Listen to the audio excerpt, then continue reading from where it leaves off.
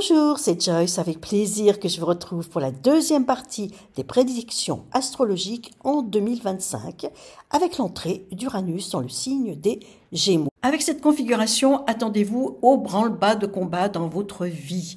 C'est pourquoi dans cette vidéo, je vais vous parler d'Uranus tout d'abord au niveau mondial, puis je parlerai d'Uranus dans chaque maison, que vous pourrez visionner la semaine prochaine dans la partie 3. Uranus rentrera dans le signe des Gémeaux le 7 juillet 2025. Ensuite, il y aura la phase de rétrogradation, c'est-à-dire que Uranus va retourner dans le signe des Taureaux le 8 novembre 2025 pour revenir définitivement dans le signe des Gémeaux le 25 avril 2026. Nous allons voir tout d'abord ce que représente le signe des Gémeaux. Son maître planétaire, c'est Mercure, et son élément, c'est l'air. Alors le signe des Gémeaux, ses sens sont toujours en éveil. Alors pourquoi ? Parce qu'il est prêt toujours à intervenir pour aider, pour conseiller, pour communiquer, pour écrire, pour bouger. Et il a une fougue et une audace pour conquérir quelque chose ou une personne. C'est une personnalité qui est très cérébrale. Il sait manier le verbe à la perfection pour s'attirer les faveurs d'autrui. La séduction n'a pas de secret pour lui. Alors toutefois, il faut faire attention parce qu'il est capable de tout et de son contraire. Il peut en tout cas rester jeune d'esprit ou adolescent longtemps dans sa tête. Nous allons voir maintenant ce que représente Uranus. Alors Uranus, son élément, c'est le feu et son domicile, c'est le signe du Verseau. Uranus, c'est la seule planète qui fait basculer la vie instantanément pour reconstruire ailleurs et sur de nouvelles bases. Elle nous prend par surprise. Tout va bien dans notre vie et brusquement un événement, qu'il soit positif ou négatif, arrive. Exemple, ça peut être au niveau individuel, une perte d'emploi qui bouleverse votre vie. Ou à contrario, un coup de foudre pour quelqu'un qui transforme votre vie. Au niveau mondial, ça peut être un cataclysme qui efface une ville de la carte ou au contraire une innovation technologique qui améliore le quotidien des habitants. Avec Uranus, on a du mal à se soumettre à la hiérarchie ou à suivre les règles. C'est une planète indépendante et parfois de révolte, mais c'est aussi une planète qui procure des inventions de génie. Alors je vous propose de faire un flashback historique quand Uranus était dans le signe des Gémeaux, par exemple entre 1774 et 1781, Uranus donc en Gémeaux. C'est l'apparition des grands penseurs et le siècle donc des Lumières. Et à la même époque, durant la révolution industrielle, c'est aussi dans cette ère qu'apparaissent le découpage des banlieues. Entre 1941 et 1949, Uranus donc en Gémeaux, on s'aperçoit qu'il y a des avancées technologiques majeures, mais parfois effroyables, dont la fabrication du plus gros réacteur nucléaire qui débute le 13 août 1942. Entre 1947 et 1948, il y a également une avancée majeure dans la radio, puisque la radio à transistor fait son apparition. Et puis ensuite, entre 1948 et 1949, c'est la sortie du disque vinyle. Le 9 février 1949, c'est l'essor des médias et du développement de la télévision, avec l'arrivée de la radiodiffusion télévision française, qui diffuse le premier journal télévisé, des programmes et 2 chaînes en France. On peut donc constater à travers cet historique qu'il y a eu de très grandes avancées fulgurantes durant la période d'Uranus en Gémeaux. Nous allons donc voir ce que Uranus dans le signe des Gémeaux va nous apporter de nos jours. On a vu avec le passage d'Uranus en Taureau que Uranus dans un signe de terre n'est pas vraiment à son avantage. Il a du mal à bouleverser certaines choses, sauf durant la configuration Uranus-Jupiter où il a mis les bouchées doubles.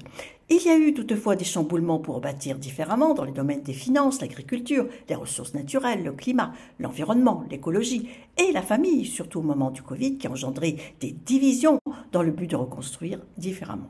Quand Uranus va rentrer dans le signe des Gémeaux, Uranus sera beaucoup plus à l'aise parce que c'est un signe d'air. Donc il faut s'attendre à des très belles avancées technologiques, mais très rapides. Alors au niveau mondial et au niveau de l'emploi, les anciens travailleurs cérébraux, face à l'ampleur de l'évolution technologique, auront un risque de perte d'emploi. Ils devront mettre les bouchées doubles ou laisser la place au monde de la jeunesse, qui seront mis à l'honneur durant 7 ans dans la conception d'outils technologiques. Alors pourquoi ? Parce que le signe des Gémeaux gère la jeunesse et le mental. De même, l'impulsion sera mise sur l'école et la jeunesse qui pourrait connaître une nouvelle façon d'enseigner, de communiquer, d'écrire, avec des programmes scolaires et universitaires revisités. Alors pourquoi ? Car le signe des Gémeaux gère non seulement la jeunesse, mais aussi l'écriture, la communication, le cérébral. Le monde des médias pourrait connaître aussi un bouleversement, avec la disparition et la création de nouvelles chaînes TV, des programmes peut-être repenser des animateurs ou des chroniqueurs plus jeunes et plus représentatifs de l'évolution du monde. Le monde de la radio, des réseaux sociaux, Internet pourrait également connaître un grand chamboulement avec l'arrivée de nouvelles technologies, par exemple un développement considérable de l'IA, de la robotique, de l'Internet quantique pour la protection de notre identité. Et puis localement, les habitants des villes, des quartiers, des banlieues, eh bien, il y aura de nouveaux transports qui pourraient améliorer la vie des citadins et des citadines pour se déplacer plus rapidement. Alors pourquoi? Parce que le signe des Gémeaux gère la mobilité et les déplacements. Et puis n'oublions pas, Uranus est une planète anticonformiste, donc il pourrait se produire de nombreuses manifestations ou révolutions poussées par des jeunes.